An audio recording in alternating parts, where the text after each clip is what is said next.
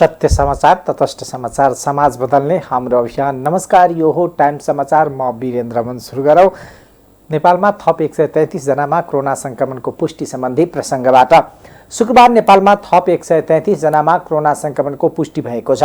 देशका विभिन्न स्थानमा गरिएको परीक्षणका क्रममा थप 133 जनामा कोरोना संक्रमण देखिएको स्वास्थ्य मन्त्रालयका प्रवक्ता प्राध्यापक डाक्टर जागेश्वर गौतमले जानकारी दिनुभयो। मन्त्रालयका अनुसार बीपी कोइराला अस्पताल धरानमा गरिएको परीक्षणका क्रममा 2 जना, कोशी अस्पताल विराटनगरमा 14 जना, प्रादेशिक अस्पताल विराटनगरमा 23 जना, नारायणी अस्पताल वीरगञ्जमा 32 जना, टेकुमा 1 जना, सुकराज अस्पतालमा 7 जना, भरतपुर अस्पताल चितवनमा 1 जना, शिक्षण अस्पतालमा 3 जना, पोखरामा 10 जना, भेरी अस्पतालमा 8 जना, लुम्बिनी अस्पताल बुटवलमा 8 जना, सुर्खेतमा 3 जना, दैलेखमा 8 जना, सेती अस्पतालमा गरिएको परीक्षणका क्रममा 8 जना कोरोना पुष्टि भएको हो।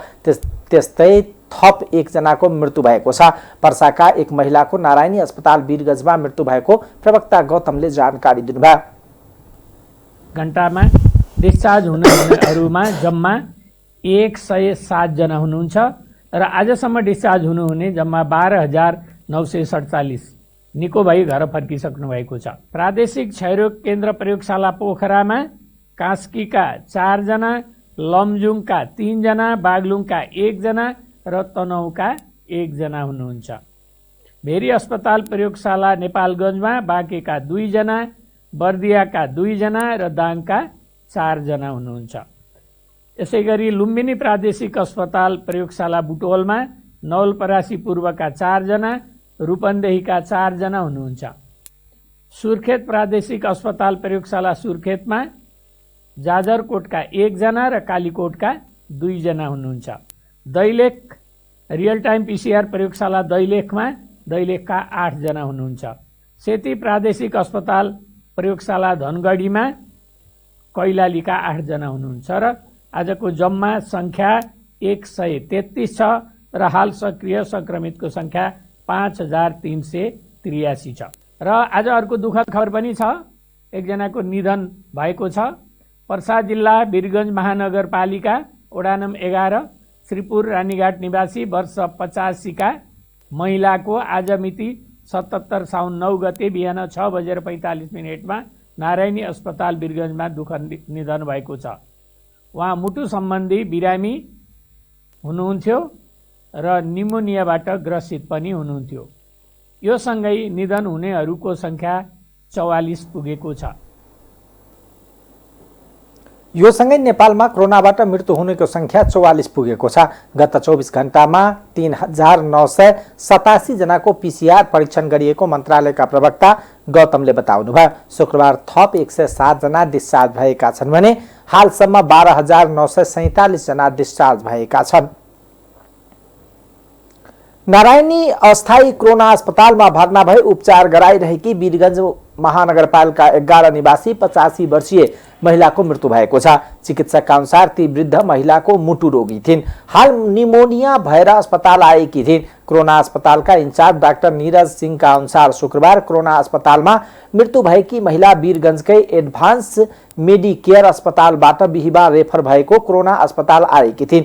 ती वृद्ध महिला मंगलबार एडभान्स मेडिकेयर अस्पतालमा निमोनिया जाँच गराउन आएकी थिइन्। डाक्टर सिंहले भने मुटु रोगको पुरानो बिरामी महिलामा निमोनियासँगै कोरोनाको लक्षण देखिएपछि कोरोना अस्पताल रेफर गरिएको थियो। ती महिलामा बुधबार कोरोना संक्रमण पुष्टि भएको थियो। कोरोना अस्पतालको आईसीयू कक्षमा उपचार गर्दा गर्दै शुक्रबार बिहान 6:45 बजे उनको मृत्यु भएको नारायणी अस्पतालका medical superintendent doctor Madan Kumar उपाध्यायले बताउनुभयो। गत मंगलबार कोरोना अस्पतालमै उपचार गराइरहेकी वीरगञ्ज 6 माइस्थानका 70 वर्षीय वृद्धको मृत्यु भएको थियो। बुधबार साँझ कोरोना संक्रमण पुष्टि भएपछि 70 वर्षीय वृद्धको बिहिबार नेपाली सेनाले अन्तिम संस्कार गरेको थियो। कोरोना संक्रमितको संख्या बढ्दै गएपछि वीरगञ्जमा अनिश्चितकालीन निषेधाज्ञा जारी गरिएको छ। शनिबारदेखि अर्को आदेश नभएसम्मका लागि जिल्ला प्रशासन कार्यालयले निषेधाज्ञा जारी गरेको हो। संक्रमितको संख्या बढ्दै गएपछि वीरगञ्जमा निषेधाज्ञा को माग चौतर्फी रूपमा आइरहेको थियो। प्रशासनले शुक्रबार राजनीतिक दलसँग छलफल गरेपछि निषेधाज्ञा लगाउने निर्णयमा पुगेको हो। वीरगञ्ज महानगरपालिकाका क्षेत्रमा अत्यावश्यक स्वास्थ्य उपचार बाहेक अन्य काममा सर्वसाधारणलाई घर बाहिर निस्किन प्रतिबन्ध लगाउने निर्णय भएको सहायक प्रमुख जिल्ला अधिकारी ललित कुमार बस्नेतले बताउनुभयो। निषेधाज्ञा लगाइएको समयमा मास टेस्टिङको काम पनि अघि बढाउने निर्णय भएको छ। सहायक प्रजीय बस्नेतका अनुसार सुरुमा संक्रमितको सम्पर्कमा आएकाहरूको कन्ट्याक्ट ट्रेसिङ गरिनेछ।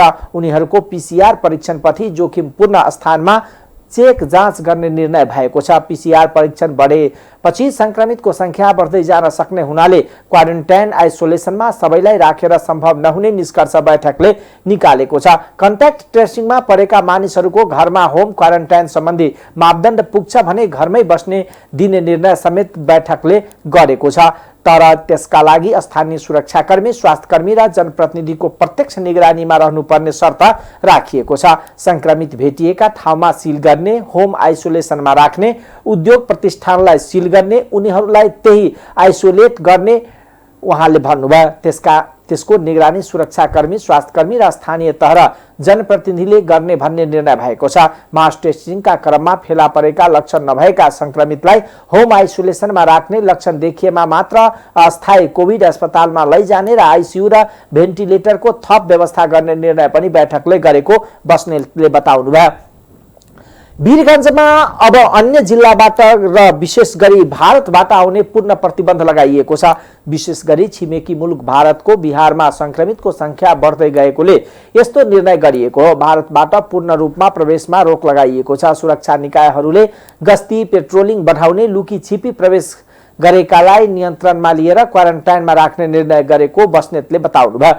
उहाँले नेपाल प्रहरी र सशस्त्र प्रहरीले नसकेको ठाउँमा सेना समेत परिचालन गर्ने निर्णय गरिएको छ। महोत्तरीको पिपरा गाउँपालिकाको कार्यालयमा जनता समाजवादी पार्टी जसपाका स्थानीय नेता तथा कार्यकर्ताले तालाबन्दी गरेका छन्। गाउँपालिका अध्यक्ष विक्रम चौधरीले भ्रष्टाचार गरेको र सूचना लुकाएको भन्दै उनीहरूले शुक्रबार तालाबन्दी गरेका हुन्। 20 बुन्दे माग राख्दै केही दिन अघि बुझाइएको ज्ञापन पत्रमा सुनवाई नभएको जसपाको आरोप छ। तालाबन्दीपछि गाउँपालिकाका अध्यक्ष सहित कर्मचारी केही बेर कार्यालयभित्र थुनिएका थिए। कार्यालयमा तालाबन्दी गर्ने क्रममा ठूलो संख्यामा जसपाका कार्यकर्ता पुगेका थिए। पिपरामा अहिले सुरक्षाकर्मीलाई परिचालन गरिएको छ। जसपाले गाउँपालिकामा डीपीआर तयार पार्न, राहत वितरण लगायतमा भ्रष्टाचार भएको दावी गरेको छ। यसैगरी जाडो महिनामा गरिब तथा विपन्नलाई वितरण गरिएको न्यानो लुगा खरिदमा समेत भ्रष्टाचार भएको जसपाको आरोप छ। जाडो महिनामा स्वेटर, कम्बल लगायत लुगा वितरण गर्ने निर्णयका साथै प्रत्येक विद्यालयमा रहेका विद्यार्थीको विवरण र खर्च भरपाई सार्वजनिक गर्न जसपाले माग गरेको छ। 1 महिना अघि ज्ञापन पत्र बुझाए पनि गाउँपालिका अध्यक्ष विक्रम चौधरीले सुनवाई नगरेको भन्दै जसपा कार्यकर्ता 5 दिनदेखि कार्यालय अगाडि धरना दिँदै आएका थिए। गाउँपालिकाका अध्यक्ष चौधरीले भने जसपाले लगाएको सम्पूर्ण आरोप निराधार रहेको दावी गर्नुभएको छ। बोर्ड र गाउँसभामा जसपाकै बहुमत छ। 75% उपभोक्ता समितिको अध्यक्ष उहाँहरू नै हुनुहुन्छ। अध्यक्ष चौधरीले भन्नुभयो, भ्रष्टाचार भएको भए प्रमाण देखाउनु पर्यो। गत आर्थिक वर्षमा सञ्चालन भएका सम्पूर्ण योजना र कार्यक्रमको लेखा परीक्षण भइरहेको भन्दै उहाँले सकिए लगत्तै सबै हर हिसाब सार्वजनिक हुने बताउनुभयो। काठमाडौँको सीतापाइलामा बिहिबार बेलुकी एक युवतीमाथि एसिड प्रहार गर्ने 2 जनालाई प्रहरीले पक्राउ गरी सार्वजनिक गरेको छ। काठमाडौँ प्रहरी परिसर र महानगरीय अपराध अनुसन्धान महाशाखाले टेकुमा संयुक्त पत्रकार सम्मेलन गर्दै तेजाब हान्ने फरार भएका 2 जनालाई सार्वजनिक गरेको हो। घटनामा संलग्न भएका अभियोगमा रौतहटको लक्ष्मीपुर घर भई हाल डल्लु बस्ने मोहम्मद आलम र भारत घर भई डल्लुमा कालीगढको काम गर्ने मुन्ना मोहम्मद पक्राउ परेका छन्। उनीहरूलाई ओखलढुङ्गा घर भएकी 22 वर्षीय पवित्रा कार्कीमाथि तेजाब हानेर फरार भएपछि पक्राउ गरिएको प्रहरीले जनाएको छ। आफूहरूले मन पराएकी केटीले अर्कै केटालाई मन पराएको थाहा पाएपछि टोयलेट बाथरूम सफा गर्ने एसिड प्रहार गरेको उनीहरूले बताएको काठमाडौँ प्रहरी प्रमुख एसएसपी श्यामलाल ग्यावालीले जानकारी दिनुभयो। र महानगरीय प्रहरी परिसर काठमाडौँको टोलीको संयुक्त जुन अनुसन्धान र खोज तलासबाट सो घटनामा जुन संलग्न थिए ती अभियुक्तहरूलाई अहिले पक्राउ गरी यहाँहरू समक्ष हामीले जानकारी दिँदैछौँ। यसमा यो घटनामा पक्राउ गर्ने घटनाको विवरण त हिजोको जुन 19:55 बजेको समयमा त्यो घटना भएको थियो, हिजो भने 8 गते, र यसमा ओखलढुङ्गा घर हुने एकजना महिला करिब 22 वर्षकी महिलालाई अपरिचित व्यक्तिले एसिड प्रहार गरेर भागेको अवस्था थियो। सो घटना पश्चात उक्त घाइते महिलालाई उपचारको लागि कीर्तिपुर स्थित बर्न हस्पिटलमा पुर्याइएर अहिले उपचाररत हुनुहुन्छ। अब तत्काल फरार रहेका जुन अभियुक्तहरू थिए उनीहरूको प्रहरीको अनुसन्धानबाट पक्राउ गरी हामीले अहिले यहाँहरू समक्ष सार्वजनिक गर्दैछौँ। आलम भनेर उसको नाम छ र ऊ घर चाहिँ बिहार भनेर बताएको छ। पछि अनुसन्धानबाट फर्दर अरू खुल्न सक्छ। यसको उमेर चाहिँ 23 वर्ष मात्रै छ। महिलाको दिदी जुन मुख्य अभियुक्त छ, मुख्य अभियुक्तकै त्यो गार्मेन्ट फ्याक्ट्रीमा काम गर्ने रहेछन् र दिदीले त्यहाँ काम गर्ने सिलसिलामा बहिनी पनि बेरोजगार भएको अवस्थामा बहिनीलाई पनि केही समयको लागि त्यहाँ काममा लगाएको रहेछ। त्यही काममा लगाइएको सिलसिलामा उनीहरू बिचमा चिनजान भएको अवस्था हामीले पायौँ अनुसन्धानको क्रममा। तर चिनजानको विषय अब अन्यथा भन्दा पनि जुन अहिले अभियुक्त छ, अभियुक्तको चाहना अनुकूलका उनका व्यवहारहरू नभइदिँदा यो एसिड प्रहारको घटना भएको हामीले अहिले अनुसन्धानबाट फेला पारेका छौँ। अहिले महिलाको हिजोको जुन सुरुको अवस्थामा देखिएको फेसमा एसिड परेको ठिकै हो, त्यति बढी सिरियस होइन भन्ने जस्तो लागेको थियो। तर एसिड प्रहार र एसिडले यो मासु गलाउँदो रहेछ भन्ने कुरा आज उनको अनुहारको अवस्था हेर्दाखेरि देखिएको छ। आज बडा गम्भीर खालको बनेको छ आजको फेस। आफूले एसिड प्रहार गर्दा चिन्ने हुनाले मोहम्मदले कामदार मुन्नालाई प्रयोग गरेर टोयलेट बाथरूम सफा गर्ने एसिड प्रहार गरेको बताइएको प्रहरीको भनाइ छ।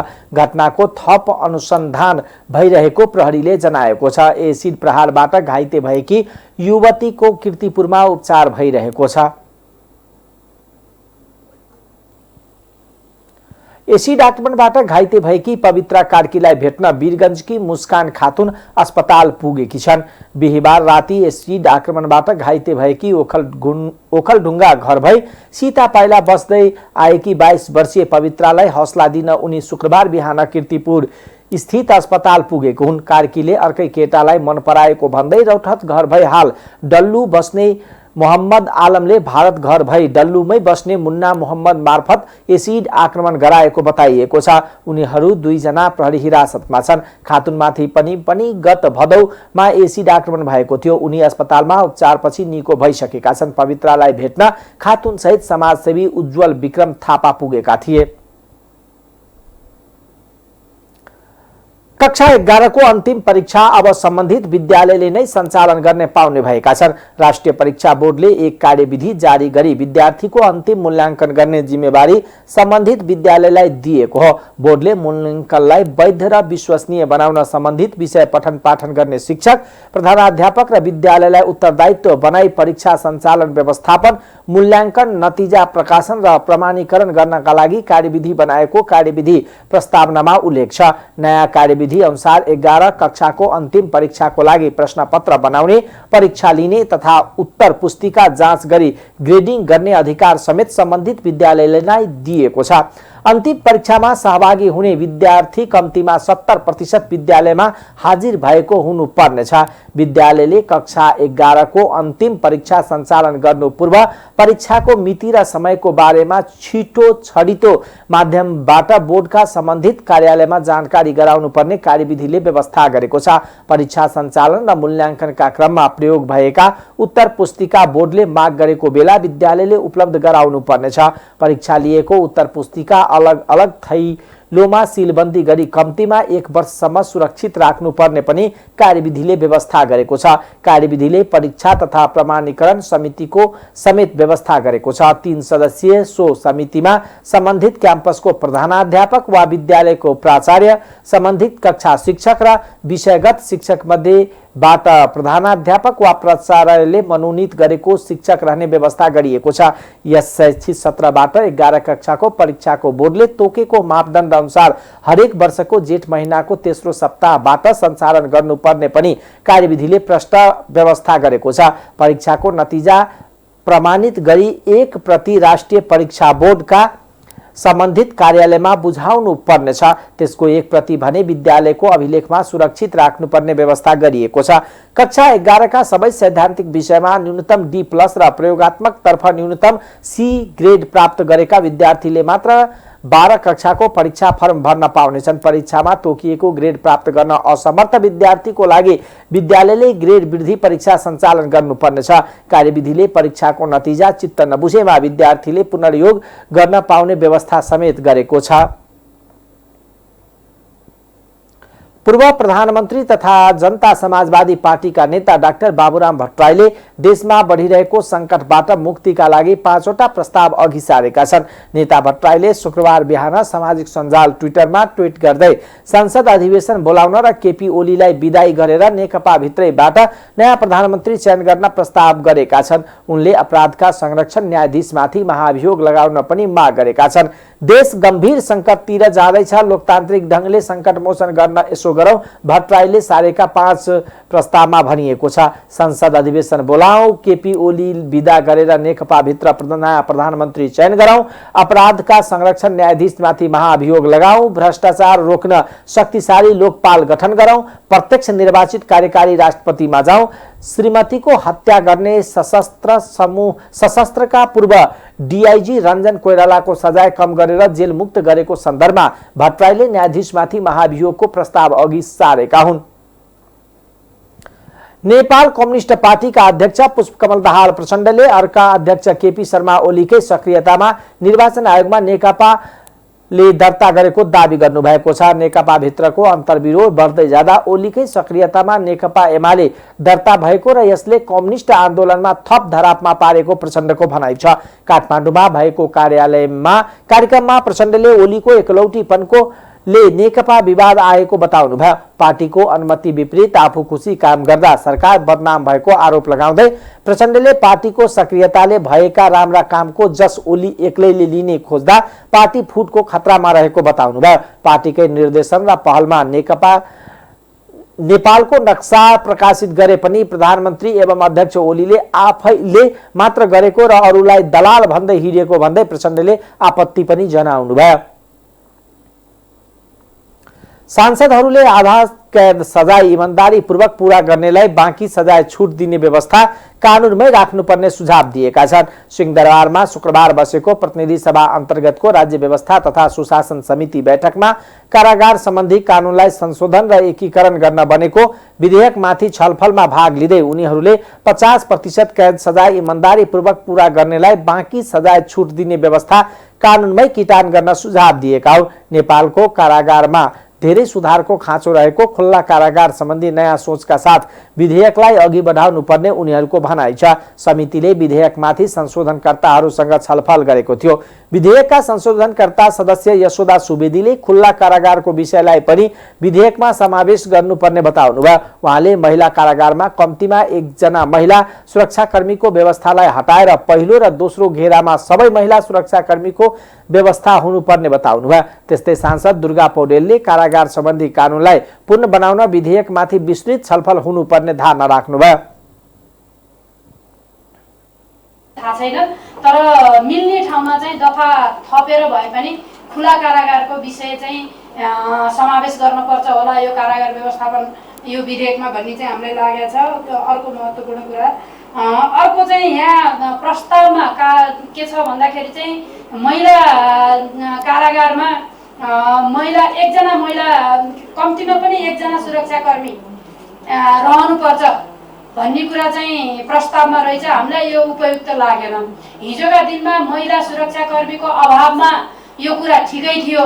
अहिले महिला सुरक्षाकर्मीहरू प्रशस्त मात्रामा चाहिँ अब 33%, हरेक ठाउँमा 33% भनेपछि प्रहरीमा पनि 33% महिलाहरूको सहभागिता गराउनु पर्ने हुन्छ र महिला कारागारहरूमा महिला सुरक्षा पहिलो घेरामा, पहिलो दोस्रो घेरा त्यहाँ हुन्छ निश्चित रूपमा।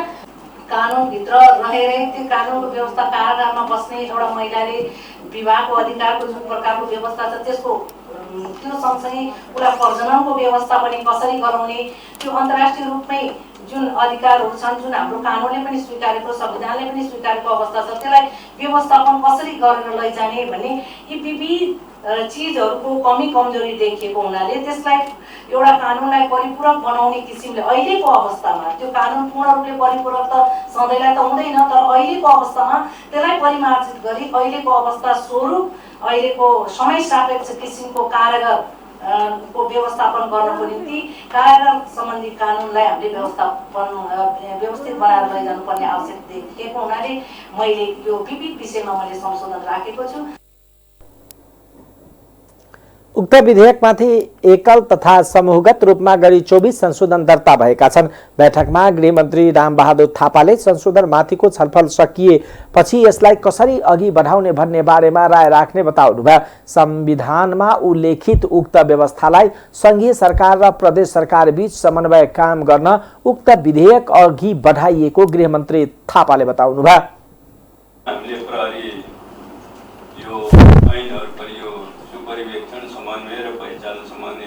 ऐन पनि यो पारित भइसकेको छ र यहाँसम्म आउँदाखेरि त्यसमा पनि अलिकता यो अहिले प्रस्तुत विधेयकलाई पनि संशोधन गर्नुपर्ने, यहाँ केही थप्नुपर्ने चाहिँ आएको छ। यो दफावार छलफलको क्रममा सरकारको तर्फबाट त्यो विषयहरूलाई हामी यहाँ ल्याउने सक्छौँ। अहिले मैले त्यति नै राखौँ, यो दफावार छलफलको क्रममा नै प्रश्न पार्ने प्रयत्न गर्नेछु। प्रस्तावित विधेयकमा कैदी बन्दीको स्वास्थ्य परीक्षण, कारागारमा अस्पताल र स्वास्थ्य चौकी भेटघाट कक्षको व्यवस्था, प्रजनन अधिकारको संरक्षण, सिपमूलक वा आयमूलक कार्यक्रम व्यवस्था गर्ने उल्लेख छ। विधेयकमा कारागारमा बन्दीका रूपमा रहेका वैध दम्पतिको प्रजनन अधिकार संरक्षण गर्ने प्रयोजनका लागि तोकिए बमोजिम भेटघाट गर्ने अनुमति दिनुपर्ने व्यवस्था प्रस्ताव गरिएको छ। सशस्त्र प्रहरीको पूर्व डीआईजी रञ्जन कोइरालालाई सर्वोच्च अदालतले आधा भन्दा बढी सजाय छुट दिँदै जेल मुक्त गरेपछि नागरिकहरू विरोधमा उत्रिएका छन्। पूर्व डीआईजी कोइराला रिहाई विरुद्ध नागरिकका तर्फबाट शुक्रबार काठमाडौँको माइतीघर मण्डलामा प्रदर्शन गरिएको हो। प्रदर्शनका क्रममा उनीहरूले प्रधान न्यायाधीश चोलेन्द्र शमशेर जबरालाई महाभियोग लगाउनु पर्ने भन्दै नाराबाजी समेत गरेका थिए। प्रदर्शनमा सहभागीहरूले अदालतको चोला फेर्ने, चोलेन्द्रलाई महाभियोग लेखेको प्लेकार्ड प्रदर्शन गरेका थिए। श्रीमती गीता ढकालको हत्या तस्विरमा जिल्ला र उच्च अदालतले कोइराला विरुद्ध सर्वस्व सहित जन्मकैद जेल सजाय तोकेको थियो। तर गत असार 15 गते सर्वोच्च अदालतमा प्रधान न्यायाधीश चोलेन्द्र शमशेर जबरा र प्रधान न्यायाधीश चोलेन्द्र शमशेर जबरा र न्यायाधीश तेज बहादुर केसीको इजलासले 11.5 वर्ष जेल सजाय छुट दिएपछि कोइराला बिहिबार जेल मुक्त भएका थिए।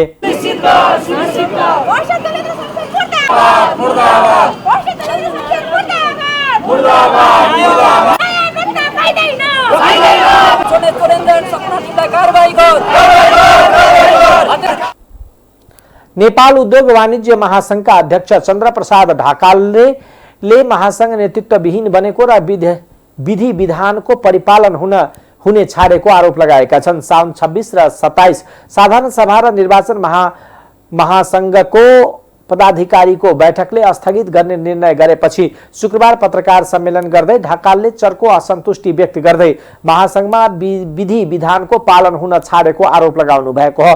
जटिल परिस्थितिमा महासंघलाई सबल, सक्षम र डाइनामिक नेतृत्वको आवश्यकता रहेको आवाज उठाउँदा पदमा पुग्न हतार गरेको आरोप लगाउने काम भएको उहाँले बताउनुभयो। ढकालले महासंघको केन्द्रीय समिति बैठकले के निर्णय गर्नुपर्ने विषय हतार पदाधिकारी बैठकले गरिएको भन्दै त्यसमा आफ्नो फरक मत रहेको पनि धारणा राख्नुभयो। आफू अहिले पनि उपाध्यक्ष रहेकोले चैतमा निर्वाचन भए पनि आफूले निभाउने भूमिकामा धेरै फरक नपर्ने प्रश्न पार्नुभयो। अफिस खोलेका छौं त्यसै गरी महासङ्घको चाहिँ साधारण सभा गर्न सक्यौँ भने हामीलाई कमसेकम यो 120 दिनको जुन एउटा चाहिँ लकडाउन पछि जुन एउटा चाहिँ खुलेको ओभरअल इकोनोमीलाई चाहिँ एउटा चाहिँ चलायमान हुन सक्थ्यो भन्ने चाहिँ उद्देश्य राखेर वास्तवमा यो कुराहरू राखेको थिएँ मैले।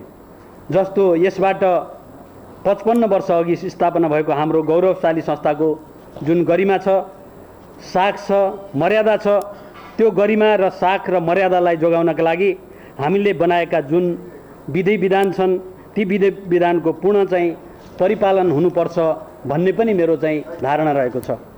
अत्यन्त जटिल परिस्थितिमा समेत महासङ्घले समयमै साधारण सभा सम्पन्न गरेका अनेकौं उदाहरणहरू चाहिँ छन्। हाम्रा साथीहरूको मनोबल पनि केही मात्रामा चाहिँ उठ्न सक्थ्यो होला, लकडाउनका कारण गर्न सकिएन। त्यसपछि पुरानो नेतृत्व आफ्नो जिम्मेवारीबाट पन्छिने र नयाँ नेतृत्वले जिम्मेवारी लिन नचाहने स्थिति रह्यो। साधारण सभालाई अनिश्चित समयसम्मका लागि धकेल्ने काम भयो।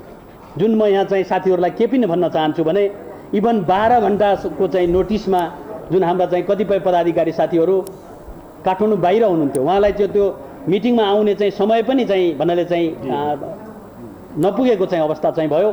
त्यस्तो छोटो समयमा राखेर हताशमा चाहिँ पदाधिकारीको चाहिँ मिटिङ राखेर यो निर्णय चाहिँ भएको चाहिँ अवस्था। यसअघि बिहिबार बसेको महासंघको पदाधिकारी बैठकले कोरोना महामारीको जोखिम देखाउँदै साउन 26 र 27 गतेका लागि प्रस्तावित 54औं साधारण सभा स्थगित गर्ने निर्णय गरेको थियो। अब आर्थिक समाचार।